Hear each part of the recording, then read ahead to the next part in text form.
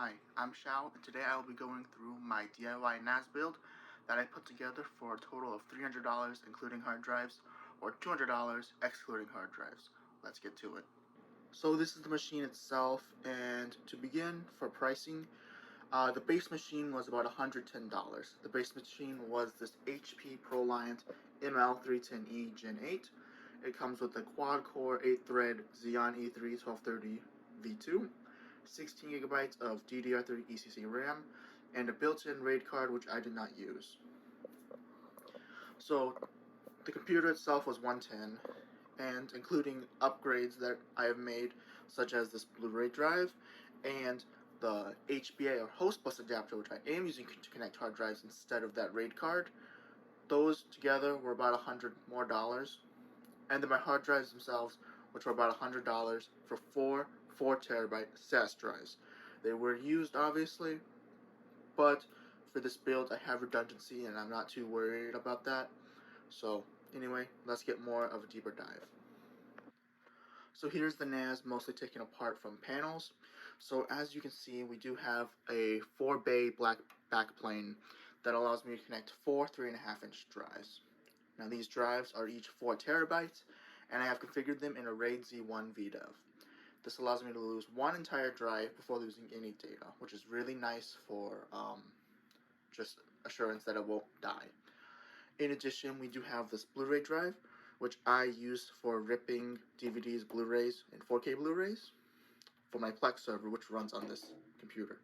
In addition, the software that uses to rip them are also ran on this computer, which is Make MKV, which I'll get to software much later in the video.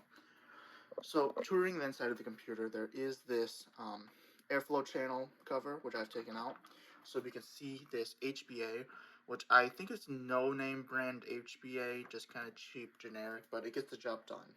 It allows connection of two SAS connectors, one going to four SATA connectors, which only two of them being used, being the Blu-ray drive and my boot drive.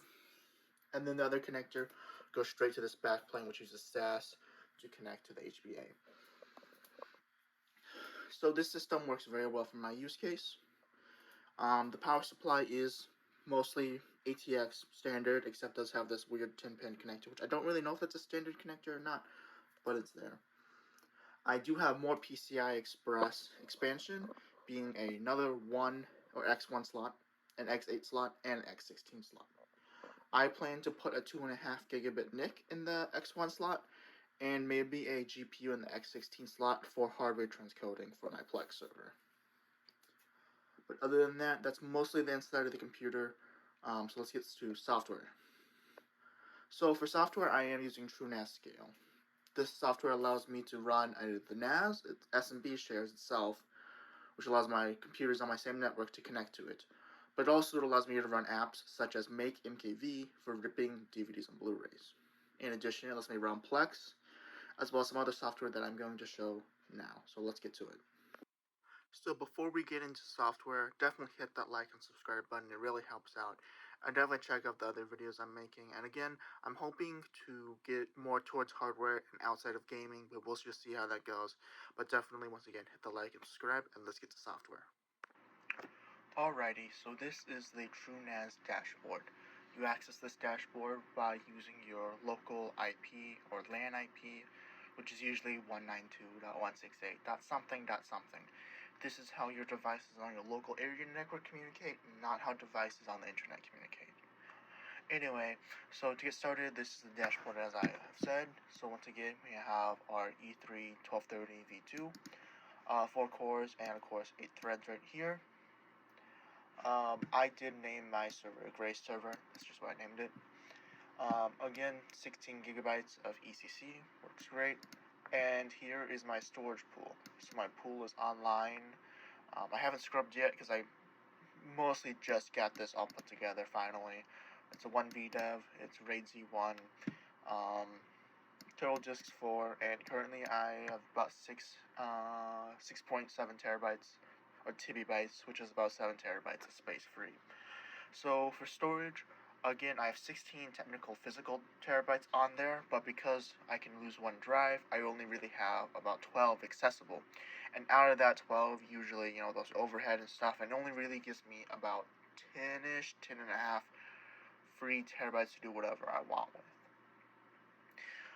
So, here we can see we have Ethernet, obviously, and I am technically only connected via gigabit, which is why I want that 2.5 gigabit NIC, but I can't get that right now just because, one, I don't think I can take full advantage of it, being that I would have to get 2.5 gig switch, and I don't really want to do all that right now. I'd have to rerun some cables, possibly, because I believe I'm only using Cat 5e cables, and Cat 5e is limited to 1 gigabit anyway, and I don't really want to redo any cable runs right now.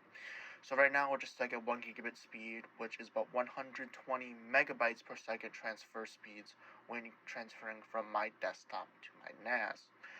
So over here is more things which I won't be showing because they're my data structure, and this is my actual home NAS that I use. But what I can show is my apps. So here are my apps that I am currently running.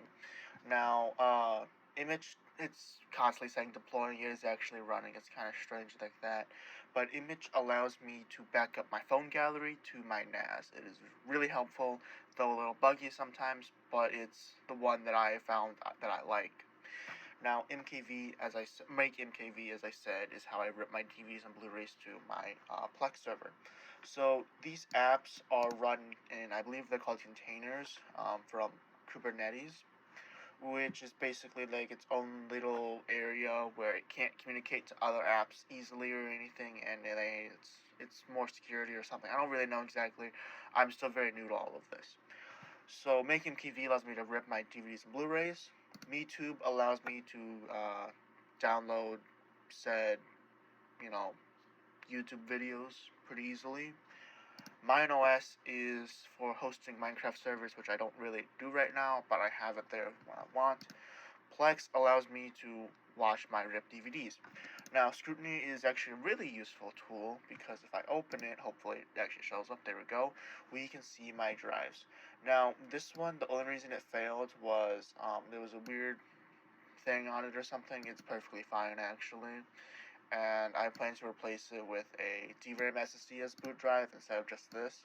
But it gets by right now, and I have a backup anyway just in case this dies with the boot stuff. And the rest of this is the hard drives, which as you can see, 4 terabytes across the board. Powered on for 6 years. I don't. Yeah, so the SAS drives, the Enterprise, they were used. I don't know why it says 6 years. That kind of looks a little wrong. Maybe they were on for 6 years. All I know is they've passed all the checks, so I'm not too worried about that. And once again, they're only about $25 a drive from when I bought them, so they're pretty easily replaceable, if anything. So going back to TrueNAS, this is more or less my setup. So there's not really much else to show, I would say. There's a virtualization tab, but my computer is not that powerful for virtualization. Credentials is where you set up logins and stuff. I guess one other thing I can show is transfer speeds, but that's not really that important because I'm limited by that 1 gigabit connection, which most hard drives, especially a 4 hard drive setup, will easily hit. So there's not really much to show for that. So if anything, thank you for making it to this point if you have watched up until this point. Once again, definitely hit that like and subscribe button. It really helps out. And I'm hoping to do more hardware videos and software videos like this and move away from gaming. But we'll just see how that goes. Depends on audience interest and everything. Anyway, I hope everyone has a good day. Take care and bye-bye.